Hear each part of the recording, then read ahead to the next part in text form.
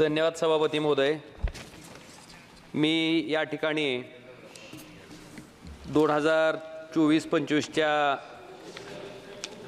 रेल्वेच्या अनुदानाच्या मागण्यावर चर्चा करण्यासाठी या ठिकाणी उभा आहे। सभापती महोदय, सोलापूर, तुळजापूर, धाराशिव ह्या रेल्वे मार्गाची घोषणा साधारणतः 2014 मध्ये त्या ठिकाणी करण्यात आली। 2014 पासून आता जवळपास 10 वर्ष ह्या रेल्वे मार्गाची घोषणा होऊन पूर्ण होत आलेत, पण म्हणावी तशी गती या रेल्वे मार्गाच्या बाबतीत त्या ठिकाणी दिसून येत नाही। महाराष्ट्रातील 3.5 शक्तिपीठापैकी एक असलेलं आई तुळजाभवानीचं क्षेत्र ह्या रेल्वे मार्गामुळे त्या ठिकाणी जोडलं जाणार आहे। मला रेल्वे मंत्री महोदयांना सुद्धा विनंती करायची आहे की आपल्या रेल्वे विभागाच्या कुठल्याही कामाचं टेंडर जोपर्यंत 80% जमिनीचं भूसंपादन होत नाही तोपर्यंत आपण कुठल्याही रेल्वेच्या कामाचं टेंडर त्या ठिकाणी फ्लॅश करत नाहीत किंवा काढत नाहीत। पण सभापती महोदय, बहुतेक निवडणुकीची गडबड होती, घाई होती, त्याच्यामुळं भूसंपादन झालेलं नसताना सुद्धा ह्या कामाचं टेंडर त्या ठिकाणी काढलं गेलं। ठीक आहे, काढलं गेलं, त्याच्याबद्दल आमचं काही म्हणणं नाही आहे, पण भूसंपादनाच्या बाबतीत सुद्धा तेवढ्याच ताकदीनं त्या ठिकाणी लवकरात लवकर प्रयत्न करून जे 80% भूसंपादन ह्या रेल्वेच्या कामाला सुरुवात होण्यासाठी आवश्यक आहे ते तातडीने त्या ठिकाणी पूर्ण करून घेण्यात यावं आणि सोलापूर, तुळजापूर, धाराशिव हा रेल्वे मार्ग त्या ठिकाणी लवकरात लवकर पूर्ण करावा। सभापती महोदय, मला आपल्या माध्यमातून रेल्वे मंत्री महोदयांना अवगत करायचं आहे की धाराशिव जिल्हा हा आकांक्षित जिल्हा आहे, ॲस्पिरेशनल डिस्ट्रिक्ट आहे। ह्या ठिकाणी हा रेल्वे मार्ग ज्यावेळेस घोषित झाला त्यावेळेस ह्याच्यासाठी आवश्यक असणारी भूसंपादनाची जी कारवाई आहे ती थेट वाटाघाटीच्या माध्यमातून, थेट खरेदीच्या माध्यमातून त्या ठिकाणी होणार होती।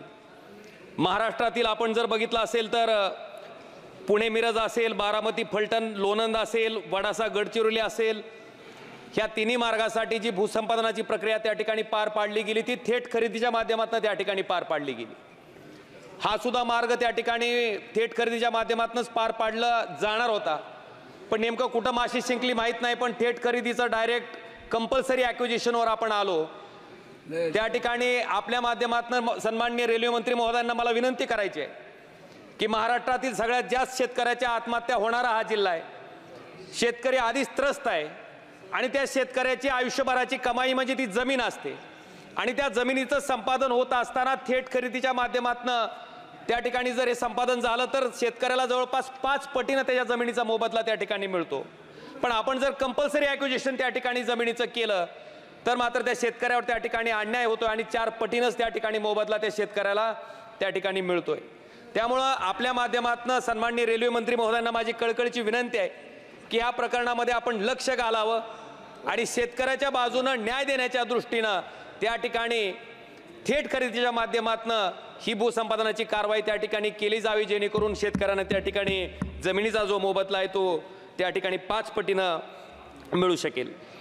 सभापती महोदय, आपण बघितलं असेल की आपण आता वंदे भारत चालू केले, बुलेट ट्रेनच्या बाबतीत सुद्धा मोठ्या प्रमाणात आपली जलद गतीनं हालचाल त्या ठिकाणी होते, त्याच्याबद्दल आम्हाला काही वाईट वाटायचं कारण नाही। जागतिक स्पर्धेबरोबर स्पर्धा करत असताना जागतिक लेवलला आपण ह्या सगळ्या गोष्टी करणं अभिप्रेत आहे, त्याच्याबद्दल आमचं काहीच म्हणणं नाही। पण सभापती महोदय, ज्यावेळेस आम्ही स्वतः रेल्वेनं प्रवास करण्यासाठी धाराशिवच्या रेल्वे स्टेशनला येतो त्यावेळेस जनरल डब्याची जी अवस्था असते ती अतिशय भगवत नाही, म्हणजे त्याच्या बाबतीत नेमकं माणसंच प्रवास करतात का जनावर प्रवास करतात अशी अवस्था त्या जनरल डब्याची झालेली आहे। महात्मा गांधीजींनी सांगितलं की खरा ग्रामीण भारत हा गावात राहतो, त्या सामान्य माणसाचा विचार करून देश चालवणं आपण अपेक्षित आहे। बुलेट ट्रेन झालं, वंदे भारत झालं, ठीक आहे, त्याच्याबद्दल आमचं काही म्हणणं नाही, पण या जनरल डब्यामध्ये प्रवास करणाऱ्या लोकांची व्यथा, अवस्था, परिस्थिती आपण त्या ठिकाणी जाणून घेणं गरजेचं आहे। आपण त्यांना सुद्धा माणूस म्हणून त्या ठिकाणी त्यांचं जाणं, त्यांचा प्रवास त्या ठिकाणी मान्य करणं गरजेचं आहे आणि जनरल डब्याची सुद्धा तेवढ्या प्रमाणात संख्या वाढवणं गरजेचं आहे, त्यांचा प्रवास सुसह्य करणं गरजेचं आहे। कारण जनरल डब्यामधल्या एखाद्या माणसाला जर बाथरूमला जायचं असेल तर अर्धा तास त्याला राहिलेल्या ठिकाणापासून निघावं लागतं, तेव्हा त्याची बरोबर अर्धा तासानं तो त्या इच्छित स्थळी पोहोचतो। इतकी दुरावस्था त्या जनरल डब्याची झालेली आहे। माझ्याकडे आलेल्या रेल्वे गाडी आली बिदरवरनं, की अक्षरशः जनरल डब्यामध्ये घुसण्यासाठी लोकांनी मधनं दरवाजे बंद केलेले असतात, ही लोक बाहेरून वाजवत असतात की उघडा उघडा दार उघडा, अशी बिकट अवस्था त्या ठिकाणी झालेली आहे. त्याच्यामुळं निश्चित वंदे भारत करा, बुलेट ट्रेन करा, त्याच्याबद्दल आमचं काही म्हणणं नाही. पण त्याचबरोबर ह्या सामान्य माणसाच्या जगण्याला सुद्धा, ज्याच्यामध्ये भारत देशातील फार मोठी लोकसंख्या कव्हर होते, त्या माणसाचं जगणं सुद्धा जनरल डब्यामध्ये संख्या वाढवून किंवा त्याच्यात बाबतीत काही इम्प्रूव्हमेंट करून आपण त्याचं जीवनसुद्धा प्रवासाचं सुसह्य करावं, ही सुद्धा विनंती मी आपल्या माध्यमातून सन्माननीय रेल्वे मंत्री महोदयांना करतोय. सभापती महोदय, आपण बघितलं असेल, अपंग असतील, ज्येष्ठ नागरिक असतील, पत्रकार असतील, यांना रेल्वेच्या प्रवासात पूर्वी सूट होती.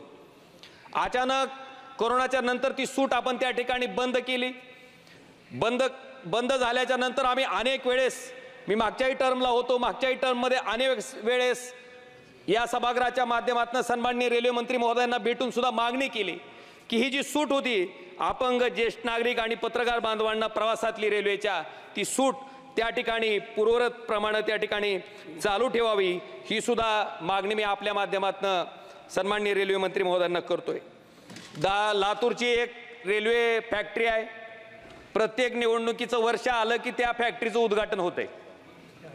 आता मला वाटतं दुसरी वेळ आहे या फॅक्टरीचं उद्घाटन व्हायची, पण अजूनपर्यंत त्या लातूरच्या कोच फॅक्टरीमधून तयार झालेला डबा काही बाहेर पडलेला नाही अजून.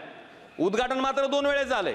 त्यामुळं जे काही करायचंय ते नुसतं फक्त निवडणुकीच्या पुरतं, उद्घाटनाच्या पुरतं मर्यादित न राहता, आपण जी घोषणा, जे आश्वासन त्या ठिकाणी त्या भागातल्या जनतेला दिलंय, ते आश्वासन पूर्ण होण्याच्या दृष्टीनं लवकरात लवकर डब्याची निर्मिती त्या ठिकाणी